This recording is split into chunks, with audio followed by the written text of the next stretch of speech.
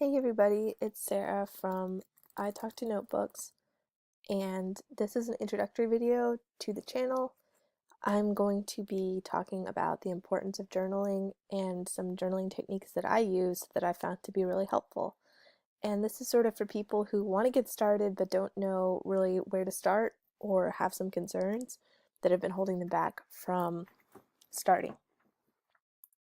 So the first question that a lot of people ask when they find out that you journal is why? Why would you write down a bunch of thoughts in a notebook that nobody else is going to read or that you're not going to share? Why would you just have stacks of notebooks for just you? Well, the reason that I do it, the main reason that I do it, is for emotional processing, or I also call it free therapy. Because for a lot of people, especially young people, there can be stigma surrounding therapy, or you can have to go through your parents to get it, or it can be too expensive, or you might feel like you don't have time. And while if you really do have a serious problem, you should make it a priority, for a lot of people, it doesn't make sense to make therapy a priority. And the things that the therapist would get you to talk about, you can just write about in a journal. So it might not be quite as effective, but it's still really helpful. So if there's something you're going through or something that you really want to talk to someone about, but you don't know who, the journal is a good place to go. And one thing actually that I've heard before is it's not good for your relationships to burden other people with your problems time and time again. So if there's something on your mind and you just can't let go of it and you find yourself just talking to the same person about it over and over again, they might find that your friendship is too much emotional labor for them. They're feeling like they're your therapist, and that's not good for a friendship. So you can use your journal in place of the friend to do the exact same thing, which is venting. Um, the other thing that I use my journal for is self-discovery. I have learned a lot about myself while journaling. Like in real time, I'll be writing, I'll be mid-sentence and I'll just learn something and my entire perspective will change. And not even just about myself, but about the world in general, or maybe about my relationships, or even about someone else that I'm writing about, or another topic. So I think it's really useful for self-discovery, which sounds cheesy, but you don't know what you're going to learn until you start journaling. And in future videos, I'm going to give some examples of this. And finally, the freedom to be you. I'm going to put this in bold because it's important.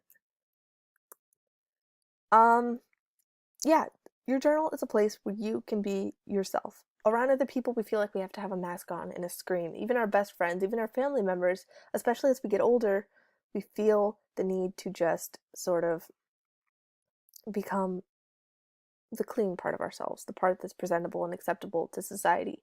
We keep, the selfish things, we try to keep on the down low, the bad parts, the sad parts. Maybe you don't feel like being outgoing, but you have to be anyway. And in your journal, you don't have to be anyone else for anyone else because no one else is going to read it. It's just your notebook for you. So it's really a great sense of freedom. You can design it however you want, you can have your own system.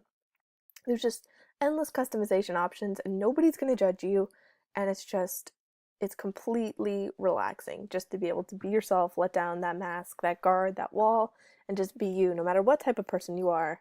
This is a universally human experience. So this journal is a great salve for that. Okay, so a lot of people decide they want to journal, but they don't because they have certain fears. And I'm going to tell you why the most common fears are not worth worrying about. Fear number one, I won't stick with it. Okay. Well, first of all, there are no rules about journaling. Okay. You don't have to write every day. You don't have to write every month. You don't have to write every year. You can write whenever you want. So there's no really sticking with it because there's no rule for what sticking with it really means. So that doesn't even make sense. Secondly, can't hurt to try.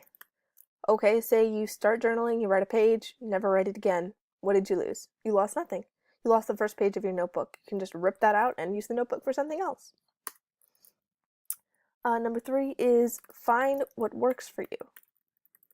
So, one thing about journaling is that a lot of people feel like there's these rules involved that they have to follow a certain way. They have to put the date at the top of the page. They can only write so much. They have to write a certain amount or it doesn't count. They have to write a certain frequency, like I mentioned before. Um, no, there are no rules. That's part of the freedom to be you, is you do it however you want to do it. And that's what these videos are for, is to come up with some suggestions that maybe you haven't thought of or seen elsewhere that can make you feel a little bit less stressed about the way you're journaling. Okay? So, I won't stick with it is not a valid fear. Second fear is my life is boring. I don't have anything to write about. Well, your life might seem boring, but you might find that once you're journaling, you'll realize your life isn't boring. Even your emotions that you're processing can really dig up old memories that you didn't remember you had and connections that you're finding in your life that you never knew were there. And it can be really freaky, like almost like some kind of Christopher Nolan movie with all these different connections, and all of a sudden you have, these plots, subplots that you didn't know were in your life, and it's like some kind of drama instead of your life. So your life isn't boring. Nobody's life is boring. Even if you don't do anything, you're still having thoughts, and thoughts are not boring. Also, journaling can inspire you to try new things. I've heard this before. I have not found it to be my experience as much, but I've heard that people who journal often want to try new things, so they'll have something interesting to write in their journal. So I think that that is a pretty awesome feature of journaling that I would have never thought of. Next fear, what if someone reads it? Okay, this seems legitimate because in a lot of famous serial killers and TV shows, there's always like a diary that they find and they're like, oh, this person was terrible all along. And this happens with, there was a famous anthropologist I read about who everybody loved until they read his journals after he died and found out he was a horrible racist. And I read most of Stephen King's The Stand, and there was a huge theme of reading people's diaries in that book as well. So, it's common in pop culture to think that people are going to be reading your diary. Here's the reality of the matter. No one cares. And think about it this way, especially if you have ever written a story. Just think of it in that frame of mind. Imagine you take your journal to the person you're afraid that's going to read it. Your friend, your family member, whoever. Imagine you take the journal to them and say, hey, I've been writing this for several years and it has a lot of intimate stuff about me in it, and I'd really think you could get to know me really well if you could read this journal and get a lot of insight into my life. Do you think they'd read that journal in the first day?